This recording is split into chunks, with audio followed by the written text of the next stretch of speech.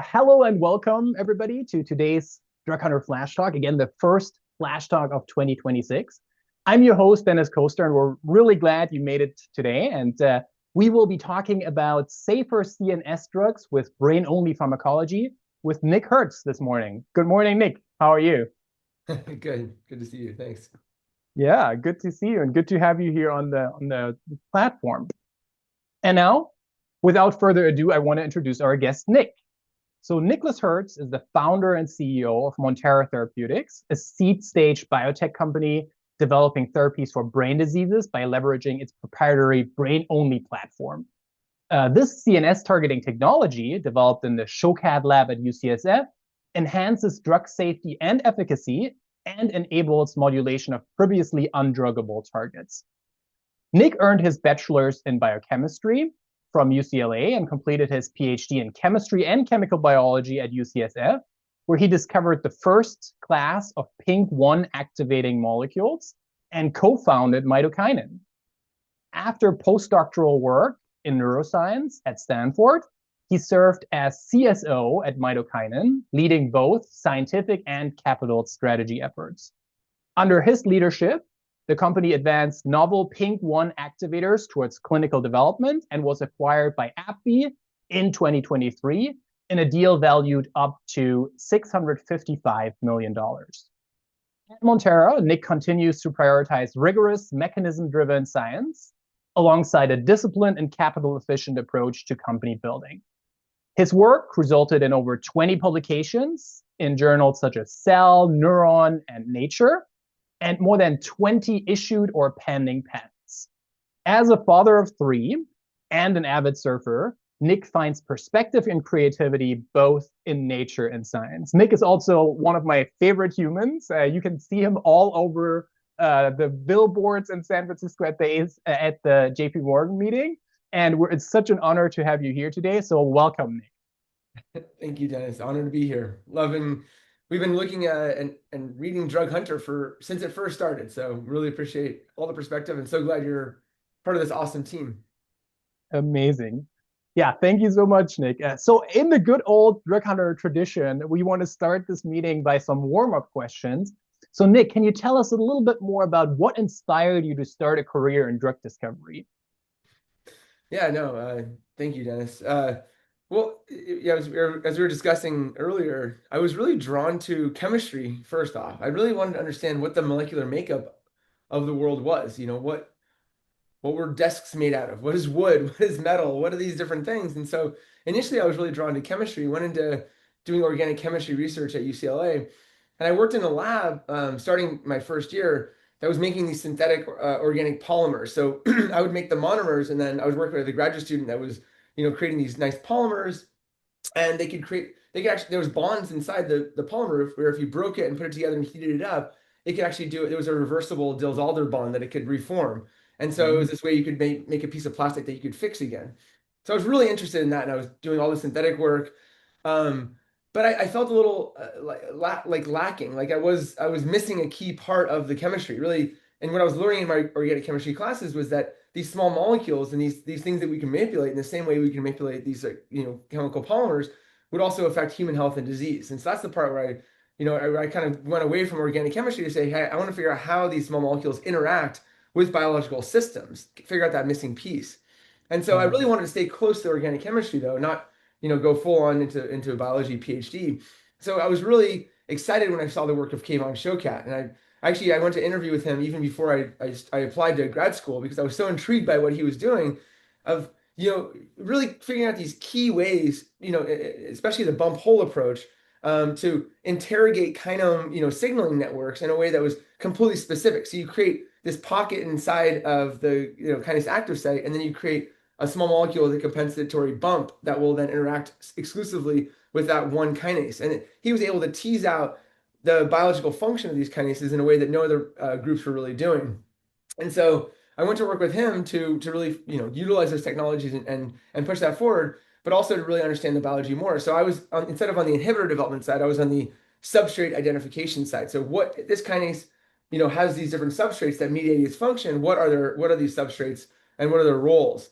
And that was what led me to PINK1, we wanted to understand what the substrates of pink 1 were. And so we tried doing the bump hole approach on pink 1, and that led us down this path of actually identifying and realizing we can make these small molecules that could actually activate pink 1 instead of inhibiting it. And that's what led to the work that turned into mitokinin.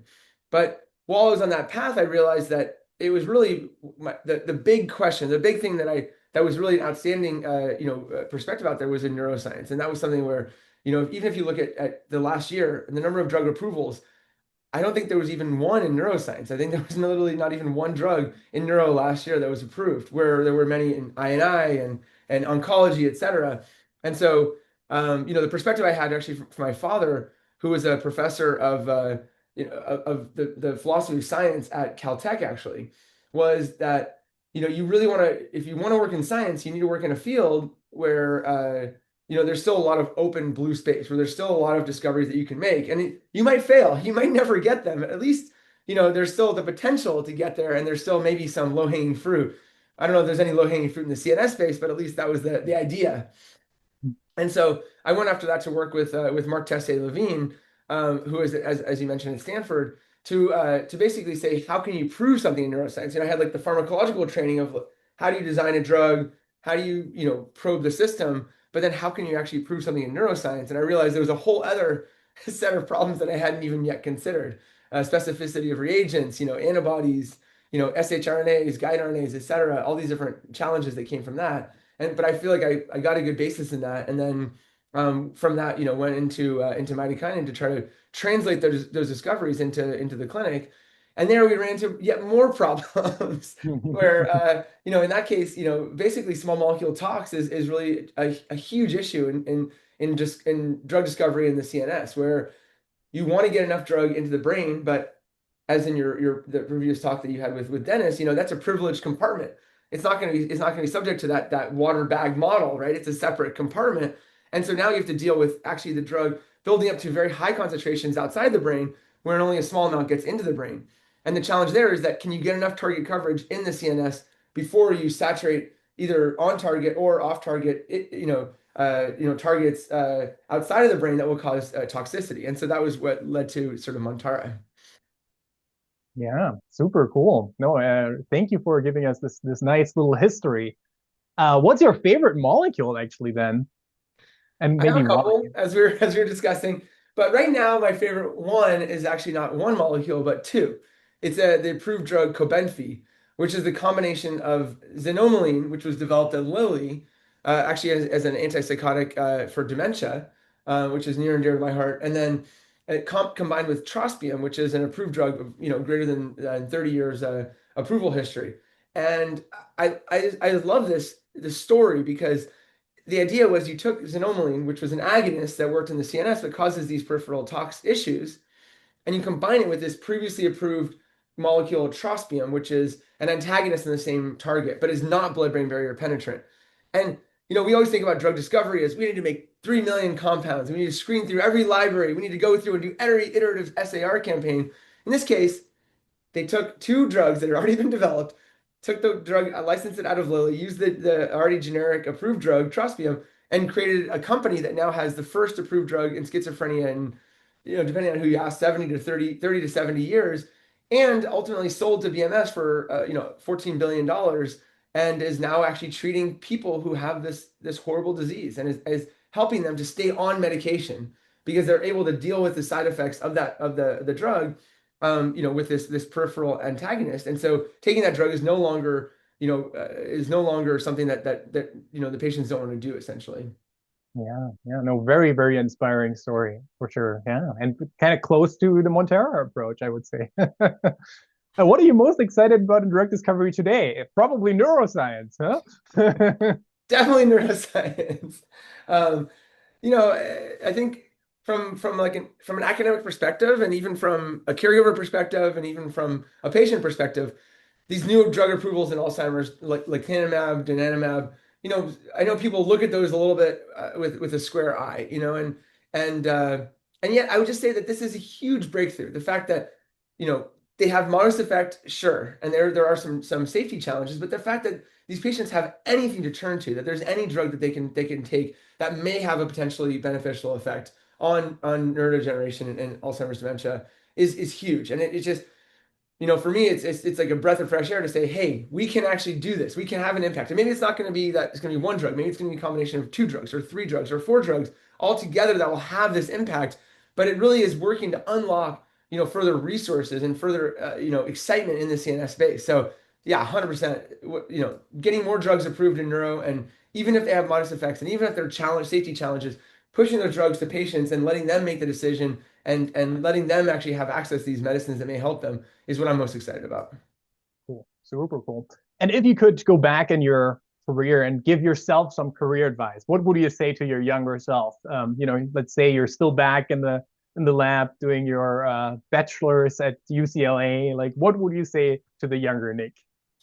Yeah, I mean, to be clear, I started working in the lab in 2002, and I didn't stop until, really mitochondria got going. Actually, really what killed my lab work, I would still go into lab and help people load gels and do experiments, etc., up until COVID. And then COVID hit, I was into my lab work career. But it was still, it was like 18 years in the lab, and I spent, every day in the lab, 10 hours a day. I love being in the lab. And I guess what I would say, going back to my young self, would be, and this is, something that I didn't focus as much on, is really on getting to in vivo studies, getting to the place where the drug's going to have an impact. And I know that's like a huge challenge. And the biggest issue with that is when you're a young scientist, usually you're just by yourself in the lab, trying to plug away at these experiments. And in vivo experiments take a team, a dedicated team. So I'd say it's both focusing on getting to in vivo studies, but also on motivating other people, and trying to build out teams and partners to generate these data and work together earlier on, rather than thinking, we can go it alone and we can do this all, like, get these cell line experiments or these in vitro experiments to work. It really is about building a team and bringing people together, because drug development is so challenging that, if you just focus on these, small in vitro experiments, you're not going to be able to build that package that's going to get you all the way to really making an impact.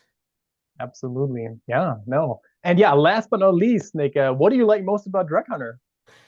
Well, the first articles I looked at in Drug Hunter were these PK cheat sheets that Dennis, I think, was putting out even when he was back at Genentech. And these were like early on in Drug Hunter. And for me, we were just learning about PK, and I'm like, the hell does this mean? The fraction of bound, like the clearance level, all these different numbers. So we use that early on. But now what I really like is these summary articles, like your summaries of the drug approvals in the last year, and then the in-depth articles where you dive in on the patent literature and identify and say, hey, from this patent, these are what we could identify as the key compounds from this patent. And then this is what led to the iteration of this, and showing the SAR work that was done in those key iterations.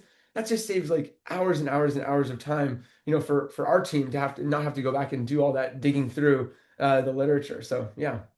Amazing. Yeah, cool. Greatly appreciated. So yeah, thank you, Nick. I will show a quick demo of the platform right now to show these features that you that you highlighted, because that was what I was actually looking at. So Perfect. three things I wanted to share today real quick. We just launched a learning hub. So if you're on Drug Hunter, you can click here on our learning hub. That helps you with onboarding, where you can get walkthroughs, or if you want to see specific use cases, you can just really click here and see, like, for example, how to optimize Hertz. How do you get pH dependent solubility under control, and much more is now here available in the Learning Hub. Then, of course, if you go to the full text search and for example, look at CNS here. Of course, we're interested today in CNS drug discovery. You can also go neurology and pain, for example, here if you're interested in that. You can see the case studies, patent highlights, that we have in the CNS space. So you can see LERK degraders. We're going to learn a little bit more about LERK today. You can see Nick's favorite compound, Cobenfy, here in there as well. So feel free to browse that a little bit. And then last but not least, the patents. We now actually switch to weekly updates of the patent table. So here, what you can really do is, if you are trying to follow the drug discovery landscape, which, as you know, is vast, there's so many different targets, and you want to kind of stay on top on who is working on what, you can just scroll through our table. We make it really easy to read.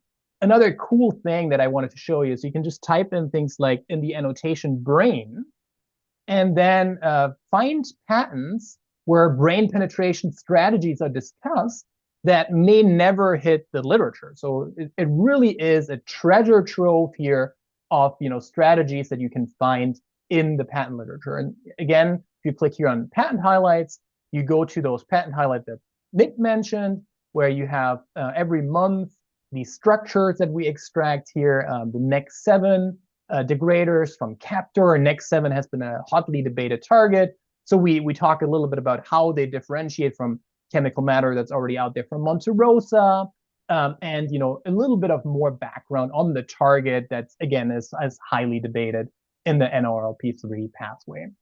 And with that, I will stop sharing my screen and hand it back to Nick, and we will hear Nick's talk on safer CNS drugs. Really excited to learn more about the BrainOnly platform from you, Nick. Awesome. I am excited to be here and take you guys through this. And we were talking earlier about sort of first disclosure. So the data we'll show today, or I'll show today, was first disclosed just in December at the American Epilepsy Society meeting, the epilepsy data. And then there's actually some other data we'll show. It'll be the first time we're ever showing data in actually in larger mammal species. So I'll show that data today as well. So I was able to talk with the lawyers and get approval to show you guys all the exciting work that we're doing at Montara. So I noticed many of you are not coming from the Bay Area, so you might say, "What is Montara? What is this name?" And this is actually a picture of Montara Beach. So it's about 25 miles south of San Francisco. Whoops, sorry. And it's just a really interesting story that was very intriguing to me when I was trying to come up with the name for Montara. And so when I spoke with Kayvon initially about this technology, this was developed in the Kayvon Choquette lab at UCSF. Kayvon and I, talked about starting this company together, and we're trying to figure out a name for it. And so, I realized that with this platform that Kayvon had developed, with overcoming these challenges of peripheral tox liabilities, we can take a new look at targets that we've known about for many, many years. We've known about these different genetic targets, or in the case of xanomeline, this is a strategy that had been started in the 1950s as a way, these M1, M2, agonists that was a strategy that was started in the 1950s and really didn't come to fruition for like 70 years because of these toxicities. And so I was actually surfing at Montara Beach, which is just outside of San Francisco, and there's a plaque there that talks about the discovery of the San Francisco Bay. And I was really inspired by that because Spaniards had first arrived in California in the 1500s. They'd taken ships from Europe around, South America, and came up, and they kind of landed in California, and they hadn't really started exploring it and really dove in deep on it.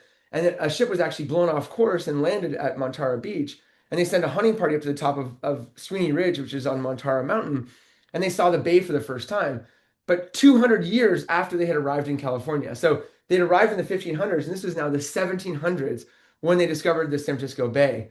And that then stimulated the construction of a series of missions from San Diego all the way up to San Francisco, and which led to the development and sort of the overall development of California as a place. And so I was really inspired by that, where I feel like with the Montara platform, we can kind of do the same thing. We can take a new look at something that we've maybe known for maybe not 200 years, but for the genetic factors in neurodegeneration for 30, 40 years. And maybe we've thought that they were undruggable because of these peripheral tox liabilities, but we can actually now create drugs against them with the Montara platform. Okay, so this is really a next gen two drug approach that allows us to expand the TI. There's one quote I heard from a drug developer. He said, "If you have a TI, then you have a drug. If you have a way to increase the TI, you have a company." And so we try to pretend like we have a way to do that. And so I'll show you the data today. You make your own decision about whether or not we've been able to do that. And so we're really trying to to make statements here that we build on these two drug combination approaches like Cobenfy.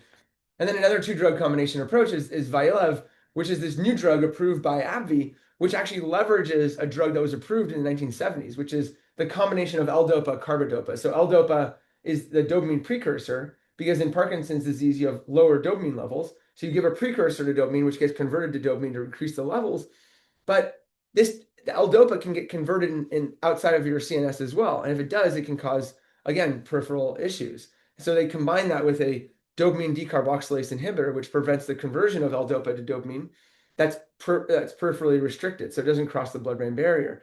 So again, this idea of two drug combinations to make better drugs for the brain is something that's been around for many, many years. And yet we believe Montara is the first, approach, or our approach is the first approach that can be used to do this in a sort of platform way. And so, again, because of the challenges of fundraising right now and the challenges of drug development, we're taking a page from the book of Cobenfy, where our lead program is actually going to leverage an approved existing generic drug, everolimus, which is a rapamycin analog or rapalog, with the new drug we've created, MT1110. And this is going to be used in a rare pediatric condition called TSC epilepsy. And so everolimus is the only approved drug for disease-modifying therapy for this disease, but it's severely limited by tox. So its TI is about 1. So literally at the same dose that you see efficacy, you see side effects of this drug, dose-limiting side effects. And we anticipate filing the IND later this year. The second program, though, would then take advantage of the first program, in which the first program has one new chemical entity, MT1110, plus an approved generic drug, everolimus. And in the second program, we would leverage that same blocker, MT1110, now with a second drug that we will create that would specifically target LRRK2. And that's in lead selection. So I'll take you through that today. So, again, the challenge, there are really many challenges in CNS drug development, but one huge challenge is identifying validated targets, right? And this is, Dennis and I were chatting earlier, but, this is the idea that if you take away there's biological risk and there's, overall, just basically scientific risk. What can you actually achieve the goal that you want to go for? And so the biology risk is, if you hit that target hard enough, will it have the desired outcome? So even just identifying targets that if you hit them, it will work is challenging in the CNS. And then the second major issue is, can you engage that target sufficiently before you see tox, before you get to these high concentrations where the liver or kidney or whatever else starts failing. And so we can solve that with our approach here, especially for this first program, because we already know that everolimus will reduce seizures. We know that it's functional, that it works if you get enough of this drug in the brain. However, it's limited by immunosuppression, hyperglycemia, hyperlipidemia, et cetera, that these patients, cannot continue many times taking that drug. We've heard talking to clinicians, when that drug was first approved, because of this nice seizure reduction effect that they've seen in patients, they expected that 80 to 90% of all TSC patients would be taking that drug. However, only 5% are. And there's even TSC clinics that do not prescribe everolimus to patients because of these severe dose-limiting toxicities. So how can we make that drug work better than it currently does? And so, this is again highlighting Cobenfy again and Vyalev, 2 drugs that were approved in 2024, both 2 drug combinations for better CNS therapies. And again, just a little bit more about how Cobenfy works. It's this peripherally restricted antagonist, so it occupies the receptor, and that does not cross the blood-brain barrier, but that then allows this agonist to get then, because it cannot bind that receptor in the periphery, to go across the blood-brain barrier, agonize in the brain, and you get significant benefit to patients. Again, all we're trying to do is make transformative benefits to patients and fight through the thicket of challenges to get us there. And so this is where, when I first met Kayvon, what's been 2006, so almost, I guess about 20 years now, I was just really intrigued by Kayvon because he has these very simple, elegant solutions to extremely hard problems.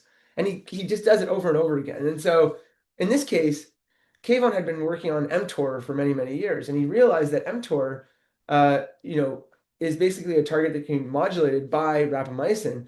But in the inhibition of rapamycin, by rapamycin of mTOR requires this second protein, FKBP12. FKBP12 has no natural interaction with mTOR. It only comes together when you get this rapamycin compound to bind to FKBP12, and then that docks onto mTOR. So Kayvon realized that if you disrupted that interaction between the small molecule and FKBP12, then it would no longer be able to inhibit rapamycin. And this is actually shown by a couple other groups as well. So another one is Jason Geswicki, also at UCSF, who showed that if you make these, basically heterobifunctional compounds where you add an FKBP12 engager onto, with some linker and then onto the warhead, you can actually develop this kind of selective pharmacology there as well. And you can turn that off by basically blocking the binding of FKBP12. Warp Drive Bio did a huge amount of work on FKBP12 and creating these new, protein-protein interactions and these new molecular glues, which ultimately turned into and was bought by and converted into Revolution Medicines, which instead of using FKB12 is actually using cyclophilin. And they're seeing incredible success in the clinic now with a KRAS cyclophilin engager, which is creating this same molecular glue concept. And so how can we turn that idea into a platform? Well, what we can do is we create a dependency on this ternary complex formation. So whatever that target of interest there is, in our first application outside of mTOR would be LRRK2, you create a dependency where the only way that you have that drug, the only way that the drug will work is if it forms that ternary complex that is drug on. But if you disrupt that interaction, then it's drug off. And so that you basically create this binary pharmacology, which you can utilize then, with a brain restricted competitor compound to get this to work as an actual platform. So again, we're working on some animations to make this more simple. I understand it can be complex. I've been like deep in the weeds on this thing. So, but obviously, if anyone has any questions, please put them in the chat. So just to go through this again in the same sort of schematic that we used for the Cobenfy compound, in the brain, everolimus will bind to both FKB12 and mTOR, and that will be everolimus on. So basically, the drug will be inhibiting the pathway, causing the benefit to patients, inhibiting the increased mTOR signaling that's present in these TSC patients. But in the periphery, this peripheral blocker, MT1110 that we developed, will compete for that binding site. And because we dose the peripheral blocker at a higher stoichiometry, so anywhere between 30 to 100-fold excess of the blocker versus the active, we can actually then compete away those binding sites, and then that blocks the activity of everolimus in the periphery. So we're calling the combination of MT1110 plus everolimus MTXE1, where we get brain selective inhibition of mTOR, and that will lead, hopefully develop a better treatment for TSC-induced epilepsy. So again, a little bit more about TSC. There's actually several different companies out there. There's companies that are developing gene therapies. There's companies that are developing siRNAs, other small molecules. There's many different approaches for TSC, and one of the reasons for that is that it is a diagnosable condition, right? If you have a mutation in TSC1, TSC2 genes, TSC1, TSC2 are inhibitors of mTOR. So you basically remove the brake. Now you remove the brake, it's gas on. You have too much mTOR activity. If you stop mTOR activity, we know that we get disease modification in patients. This has been shown across, obviously all the way to the clinic, but obviously there's also very good mouse models that can model this out. It's also relatively frequent. So we know the molecular pathway that's involved, but it's also relatively frequent, where it's about 1 in 6,000 live births. So there's about 50,000 patients in the US. That is not an insignificant population, right? Especially for a rare, pediatric condition.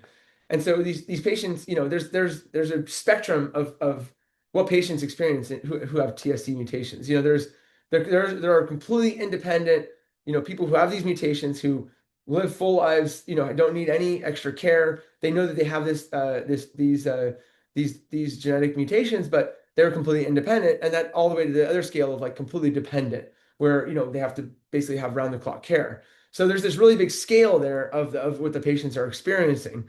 But the majority of patients experience seizures and neurodevelopmental delay.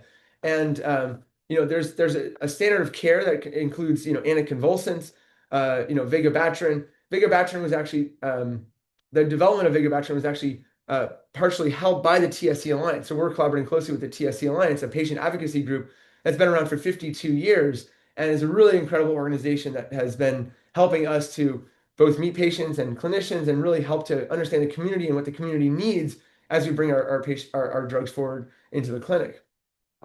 So once they get past these anticonvulsants, about I think 65% or so of people who go on these anticonvulsants are refractory, so they're not seeing benefits.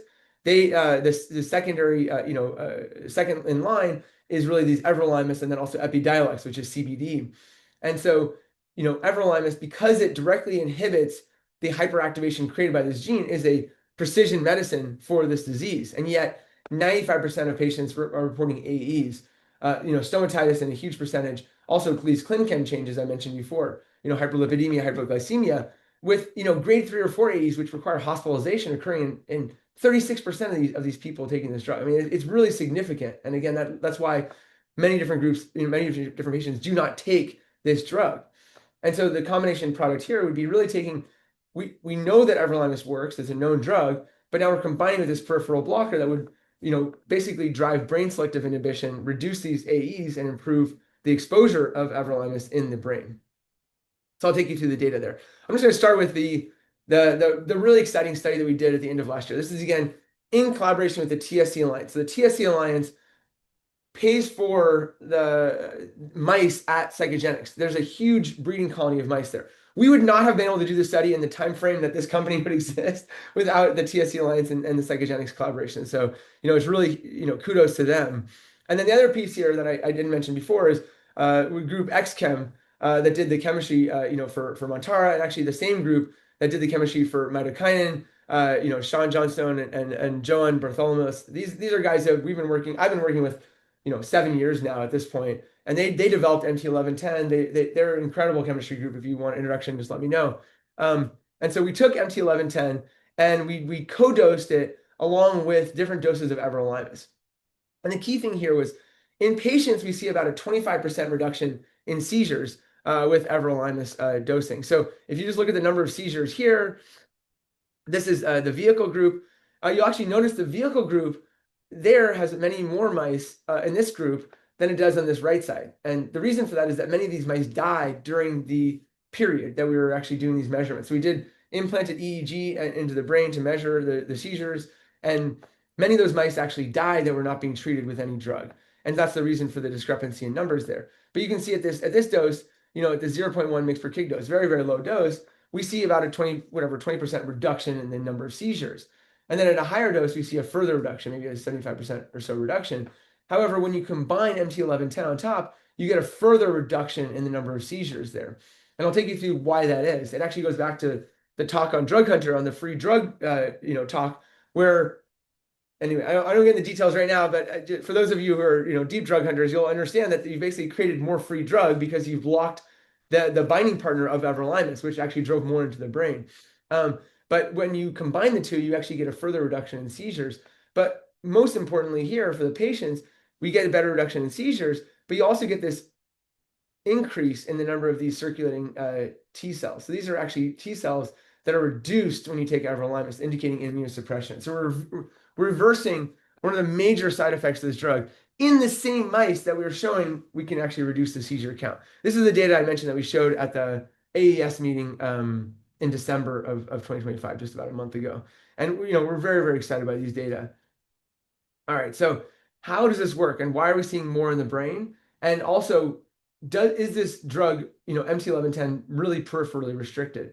So I'll start over here on the right. You can see that there's a very low ratio. These were actually given at super therapeutic doses, and we still see a less than 0.5 brain to plasma ratio.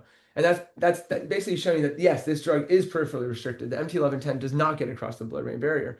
But if we look at everolimus, it's obviously here, it's actually very close to MT1110. So it's not a very brain-penetrating compound.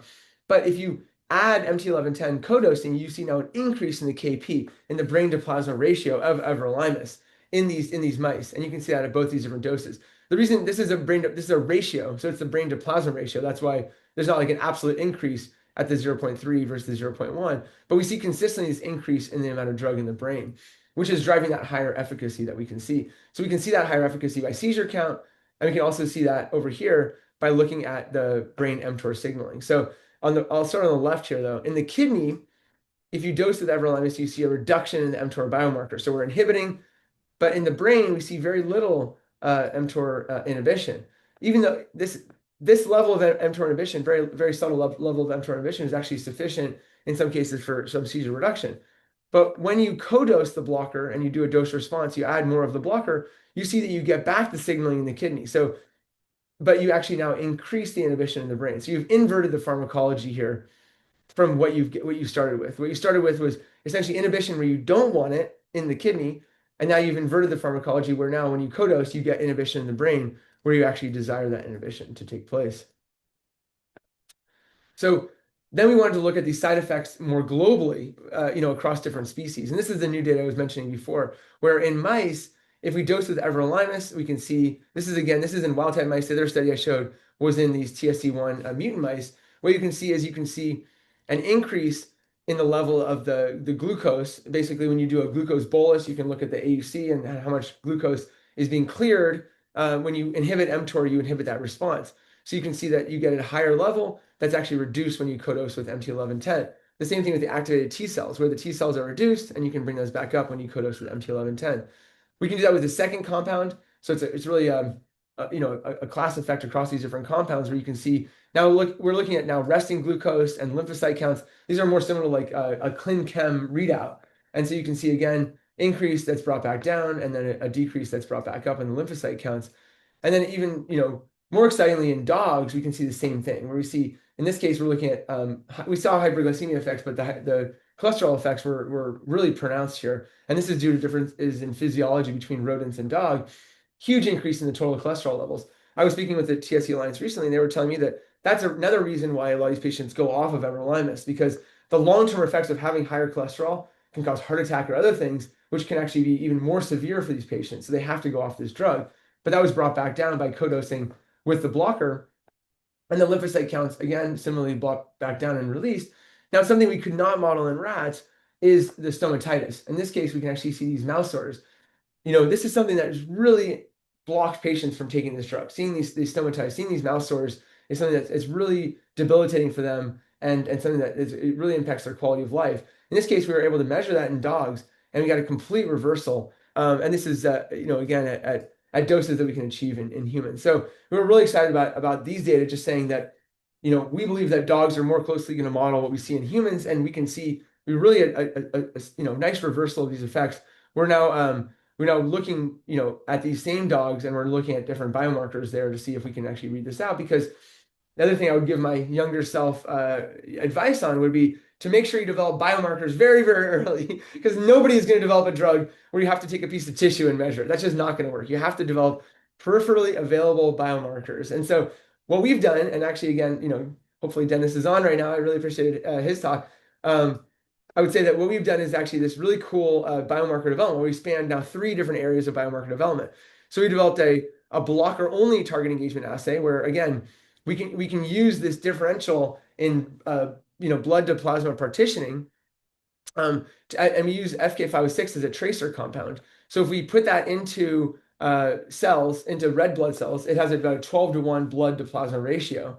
If you then add the blocker on top, this is MT1110, it will compete that away.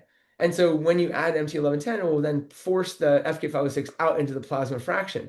And so you can see that we can do a dose response of that on the bottom here, where around 100 nanomolar, we've kind of saturated all the FKB12 in the blood cells, and now you start seeing the FK506 coming into the plasma. So that's one way to look at blocker-only target engagement.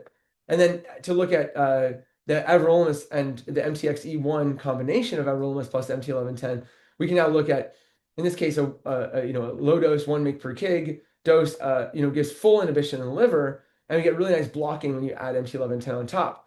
So if we look in the whole blood, we can actually see, lyse the whole blood, we can see the same, sort of trend here where you see an inhibition that's then blocked when you add the blocker on top. So this is going to give us a way to read out, again, blocker only for phase 1, single drug. And then for the later phase 1 studies where we do combinations, now we can look at target engagement and see, yes, everolimus is inhibiting in the periphery and we can get blocking. And then moreover, we can actually look at levels of the similar biomarkers in the brain. In this case, when you take the brain tissue, again, it's challenging to see inhibition in the brain. We're working on different ways to do this, but essentially you can see inhibition that's potentiated again by adding MT1110. And if you look now at the CSF, we can actually look to see very little inhibition at this low dose, but it's potentiated again by MT1110. So these are things that we can collect from patients in the clinic to help us guide dose strategy for the phase 2 studies where we hopefully can see some good efficacy. So that's all the data I'll show for that program today. But we're really, really excited about what we're showing here and the potential to make a transformative therapy for these patients. Again, I think we've really addressed the peripheral liabilities of everolimus. We leverage this FDA-approved drug, so there's no new chemical entity, no delivery risk. We're not doing a gene therapy and ASO. Again, I spoke with the TSC Alliance. They said these patients do not want to get a gene therapy. No shade against gene therapies, but that's not what they want. They already have relatively decent drugs that they can use. And so, again, the summary here is really that the combination of these two drugs, which we're calling MTXE1, improves efficacy. We can block the everolimus activity in peripheral organs. We can ameliorate these clinically relevant adverse effects.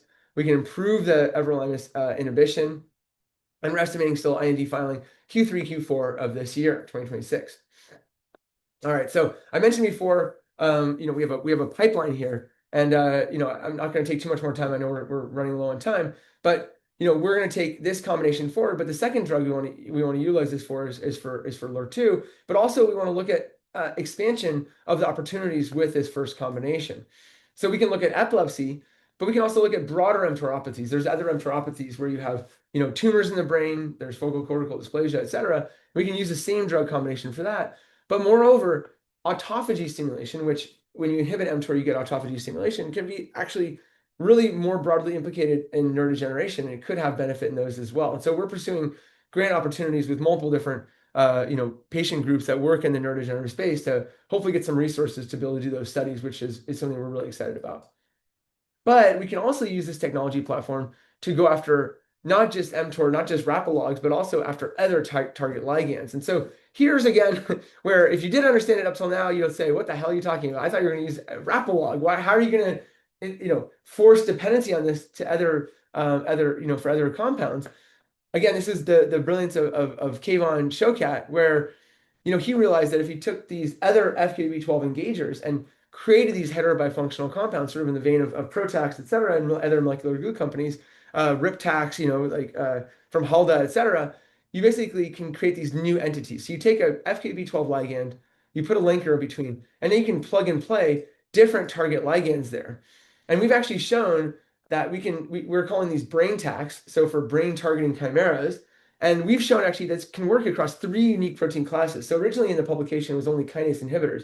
We've actually shown it can work not only with kinase inhibitors, but other classes of inhibitors, but even on separate enzyme classes of agonists. And that was something that a lot of early investors, they bought in on, okay, you have the FKB12 engager, so you're going to recruit this kind of bowling ball, FKB12, whatever is 12 kilodalton protein, onto this other kinase, let's say. Now you're, okay, I can see why that would work to inhibit, because you're going to create this new protein-protein interaction, you're going to disrupt the normal function, got it. But they said this is never going to work for agonists. For agonists, you need to reserve the normal function of that enzyme. The enzyme has to still function normally. If you're recruiting this bowling ball over to it, you're going to disrupt the normal function. And so it was actually really cool and gratifying to go in there and make some of these on a very relevant drug target for Alzheimer's, and show that, no, we can get it to work for agonists. And what was interesting, just for the chemists out there, we had to increase the length of the linker. So short linkers did not work for agonists. You would see no agonism. But as you increase the length of the linker, we got to a sweet spot where once we got to a longer linker, we could see the really nice agonism activity. So it seemed like you didn't want that bowling ball too close to the enzyme for it to still function normally. So we're really excited about that, and hopefully as we build the company out and get this clinical program push forward, we can do more of that R&D work on the back end. All right, so just really briefly, I know we're running low on time. I just want to show you, this is the compound actually Kayvon originally published, and as I mentioned before, for kinase inhibitors, we found these shorter linkers can work quite well. So in this case, instead of everolimus, in this case, we're using, this is tacrolimus, this is FK506. This is another naturally occurring compound that binds to FKB12. You put a short linker in, and in this case, we use one of these original conceptual compounds from Genentech, which is a LRRK2 inhibitor. And what Kayvon showed here was that if you take this compound and you actually break it somewhat by adding this FK506 binder onto it, so you've reduced the intrinsic binding to LRRK2.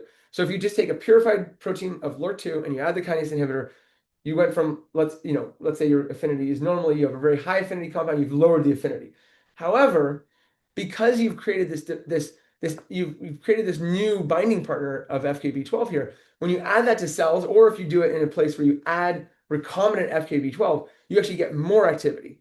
And that's because you've created this new molecular glue. So you've brought together these two proteins, this new protein-protein interaction, and you've created a dependency on that in the cells, where you get higher drug concentrations in the cells because of this dual binding. So you're binding both to LRRK2 and to FKB12. So what we can do then is we can add then a competitive FKB12 binder and reduce that IC50, and that's what's shown on the right here. So if you look at the LRT2 cellular IC50, you can see we set a cutoff at 10 nanomolar. So we have many of these compounds that are below 10 nanomolar IC50 to inhibit LRT2 activity. That's great. Now, if we take those compounds and we add the blocker on top, you can see this compound here, for example, is 1 nanomolar affinity. If you add the blocker, you're still at 1 nanomolar affinity. So there's no difference in the IC50 when you add the blocker. That compound is binding directly to LRT2 and doesn't have a dependence on FKB12. But if you compare that to the compound, like for example up here, this compound is mid-range, 3 or 4 nanomolar IC15 cells, but it has a like 200-fold blockability. So when you add the FKB12 competitor, which would be an example of what's going to happen in the periphery outside the CNS, you've shifted the IC50 enough to open up that TI curve. And that's the goal of what we're trying to accomplish here. So in about 8 months of work this year, this is all, again, with XChem, just wanted to give a shout out because the team is so incredible. We made 400 compounds. We were only, as part of this original work, supposed to make 240 compounds. We made 400, found some really low, very, very good potency, very good picomolar potency engagers with good blockability. And I'll show one example on the next slide. This is the last data slide I'll show. What we identified, for example, is this compound 1554. So 1554 has a 330 picomolar activity, EC50, in cells. And if you add then the blocker, this is the original prototypical blocker rapalogs, you see about a 100-fold shift in the IC50 to 33 nanomolar in cells. So you've now opened up that window. So what you want to achieve would be somewhere where you get full inhibition in the brain, and then you get nice, less inhibition in the periphery. And so what we did is we dosed these into mice, and we looked at the percentage of inhibition in the brain, and then we also looked at the concentration in the brain. And you can see we're able to achieve, in some cases, about 100-fold over the IC50 in the brain. Going back to our earlier discussion, Dennis, these are highly protein bound.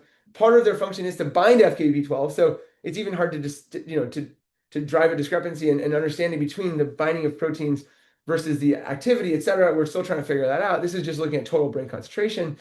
But you can see actually some pretty decent brain inhibition, about 40 or 50% brain inhibition with these compounds. But that same compound, if you dose it at 2 mg per kg in an animal and you add the blocker, you're now able to get back that LRT2 activity. So you're seeing the same sort of trend of effect that we saw with everolimus now with a second type of compound, with, in this case, LRT2. So we're really excited about this project. There's other challenges we're trying to overcome on the chemistry side. But we're pushing that forward, and there's some other projects that we're also working on, downstream that we hope to be able to publicize more in the next year. So yeah, with that, I'd love to take some questions, and obviously, yeah, should I stop sharing or keep sharing or? Whatever works best for you. But yeah, first of all, thank you, Nick, for an incredible talk. Really, really very, very amazing. And yeah, I'm like really fascinated how you can modulate the compound activity to only show pharmacology in the brain, and you've shown really incredible data with the seizure reduction. I mean, this is a huge problem for those patients, and yeah, it's very impressive data. So thank you so much for sharing this here with us. We do have a couple of questions already in the Q&A box. So Cynthia Berry, for example, is wondering, are the diseases that you're looking at known to cause a compromised blood-brain barrier? So she's wondering if there was a more leaky blood-brain barrier, then MT1110 could potentially go in the brain and potentially cause some side effects. What do you think about that? Yes, I would say that was one of the original, there's a few, key diligence questions, that you get from VCs that really drive you to ask big questions about your whole concept and whether or not it's actually going to work. And that was one of the big questions we got from one of our excellent investors at Two Bear Capital. And they asked that question of, like, in MS and Alzheimer's and other diseases, there's known to be leaky blood and disrupted blood-brain barriers. How can this technology work if the blocker actually gets into the brain? So all I can say is that what we've done to try to dispel that is that study that I showed you earlier today, which was we took TSC mice, where those TSC mice were shown to have disrupted blood-brain barriers, and we dosed them with the compound and even higher doses than we typically would of the blocker, because we wanted to test that. This is another advice I give to my younger self is, ask the hardest questions that will kill your company early on. Don't wait, because at some point you'll have to ask that question, and you may have just wasted 5-10 years of your life not asking those hard questions early on. So we said, let's ask those hard questions early on. And we did, and we still saw a very similar ratio of the brain to plasma ratio of that compound, even in those mice that are shown to have a disrupted blood-brain barrier. So that was the first answer. And the second answer is that early on in the clinic, in the phase 1 MAD studies, we will collect CSF and look at the concentrations of the MT1110 in the CSF of, again, those are healthy volunteers. And then as we progress, we'll continue that monitoring because that would be a huge issue for us if we saw that blocker in the brain, where it's going to then essentially block the therapeutic effect that we want to mediate in the brain. So I think it's a great question, and I don't have a better answer than we will monitor. We've done de-risking. We don't believe that, it's been super impactful for us up till now, but this is something we have to monitor going forward. Amazing. Yeah, super cool. Could you maybe also comment on the oral bioavailability of those brain tags, like the lurk engaging brain tags, maybe? I mean, those are large molecules, so it's probably challenging to make them orally bioavailable. Well, I have a couple of favorite, sayings. And one of them is that, you have to put out the fire in your kitchen before you can put out the fire in your backyard, So if your kitchen's on fire, you don't want to go in the backyard and start putting that fire out. So we said, okay, well, there's a couple big challenges for these compounds. And one of them is just getting it to work in cells, which we thought we should tackle that first. And the second one was even a larger problem than oral bioavailability was brain availability. Can you get these even across the blood-brain barrier? So we decided to tackle that. That was the fire in the kitchen. So we tried to put that fire out first.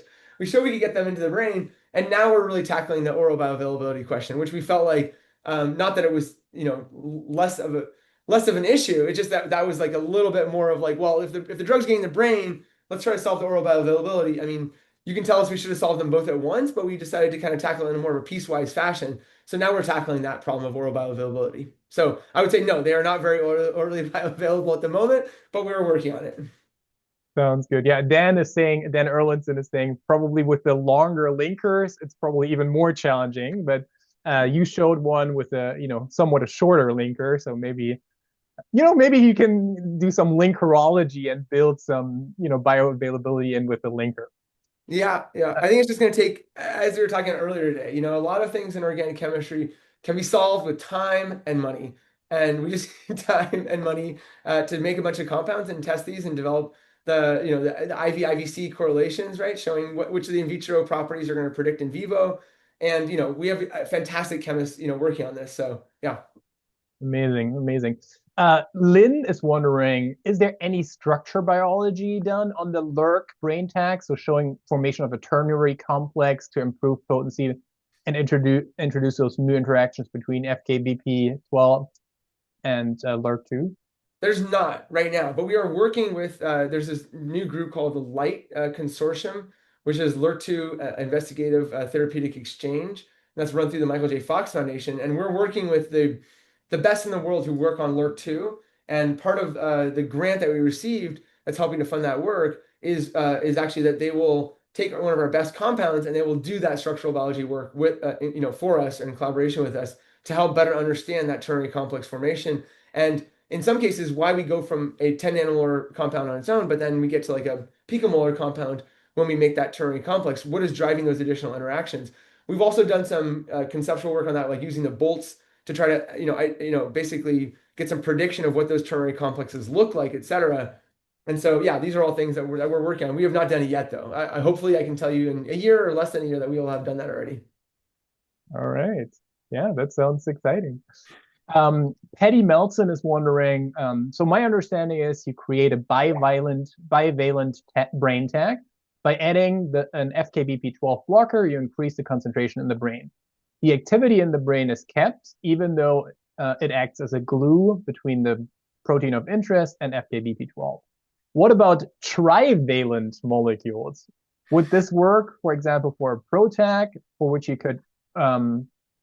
would want to increase the brain concentration and reduce peripherally adversible events? Gotta ask the hard questions here. All right. No, yeah, we thought about that early on, and we decided that the trivalent it was just adding too much complexity. It would be extremely challenging. I mean, I'm not saying we can't do it, and I'm not saying we haven't covered it with patents or anything, but I would say that it's something that we need more money and resources to be able to target that. But I don't see why it wouldn't work. And there's actually other ways you can potentially make a brain-specific PROTAC that we've thought about as well. That could be even a little bit more simple than that. Maybe, yeah.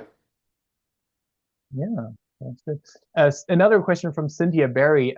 Do you see any reason why a two-drug approach would not work when both drugs are covalent small molecules? For example, one has a lower KPUU of, say zero point zero 0.05 and one KPUU that's considered brain penetrant like zero point 0.3.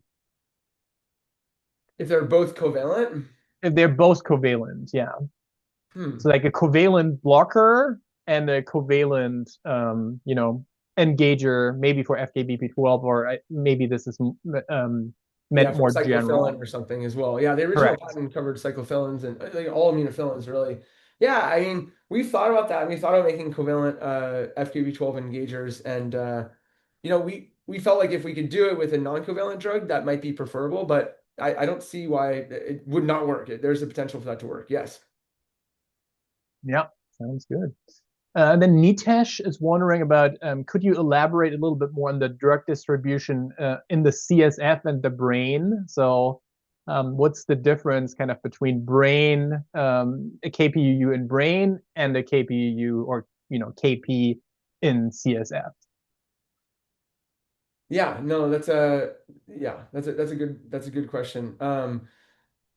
I think. Oh, sorry. I was just looking at the yeah. So we think about CSF, and this is one of these challenges we were talking about earlier today. Like looking at free drug, do you see is your some people say that your free drug concentration in the brain is essentially your CSF concentration. So your CSF is not your brain, right? It's like essentially the waste basket for your brain. So essentially this liquid, is dry is being drawn through your brain and then it's essentially leaking out into the lower part of your spinal cord. So when you take a lumbar puncture, you're getting essentially like the waste products of the brain.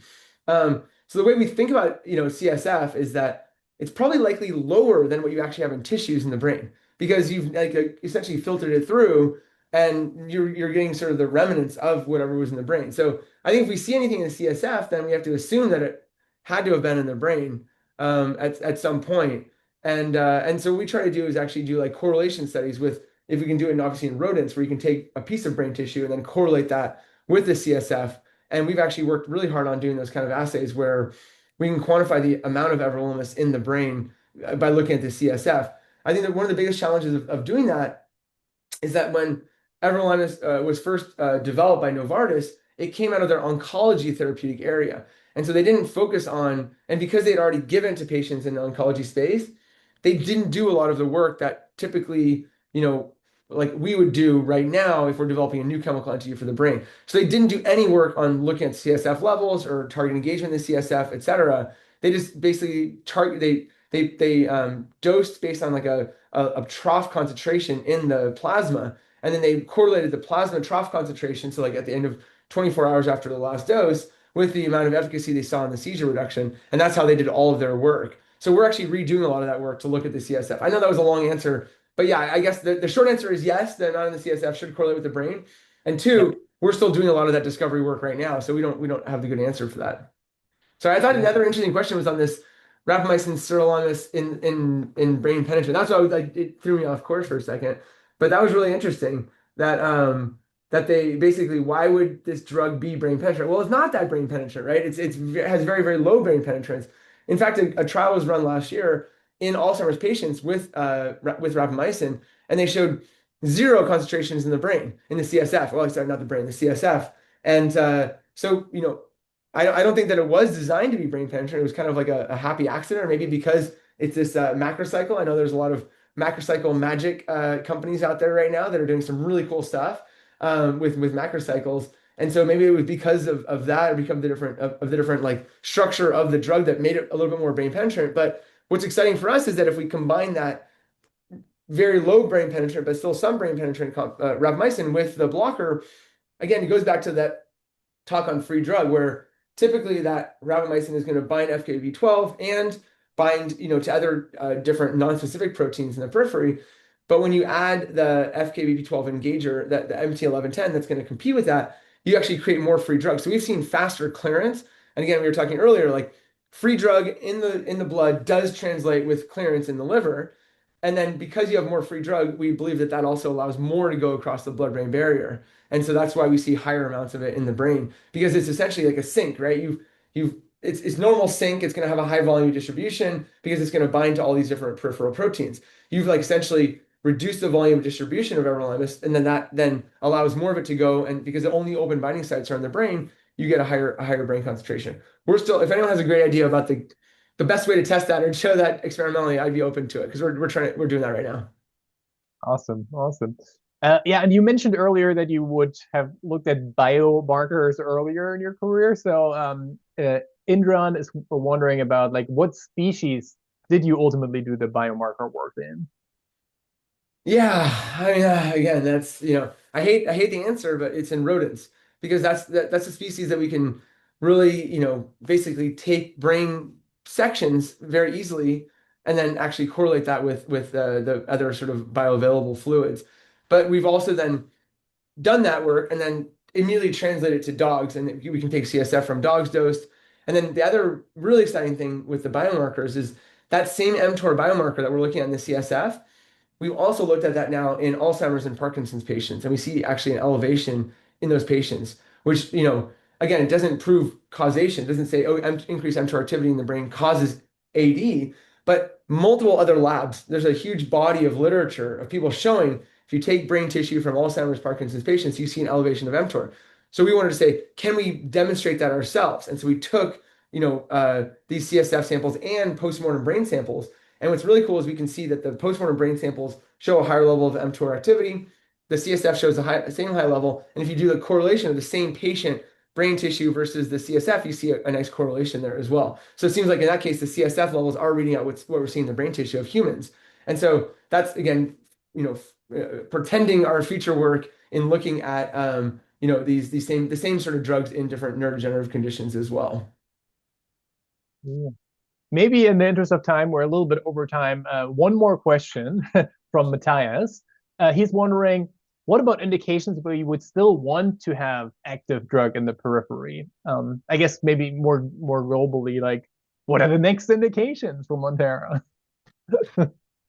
Well, but I think that's a relevant question just for the first indication as well. So TSC is a whole body disease, and you actually see you see growth of tumors in the periphery, in the kidney, and other locations. So you actually would want some peripheral inhibition of the mTOR activity in that disease, even in that first indication that we're looking at. And so we are looking at ways to do that. And so you can imagine then there's two different levers you can pull. You can either dose more everolimus or you can dose more or less of the blocker. And so we're trying to find that ideal combination where what we want to do is right now correlate and see how much activity in the of mTOR in the periphery is necessary, for us to reverse those side effects, right? So we see this metabolism defect.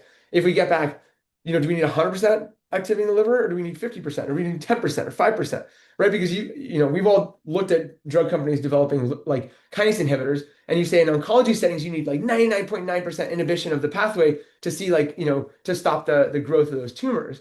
And so maybe it's enough to say you have 5% activity. Maybe that's enough to reverse the side effects, but that's still enough to potentially slow down the growth of those really slow growing peripheral tumors. So that's something we need to dial in patients and longer term studies. But I mean, I think our first case scenario is that exactly that. And then I think for other indications, it might be more or less in that case. We might want either more blocking or less blocking. And again, it's going to be a case by case situation.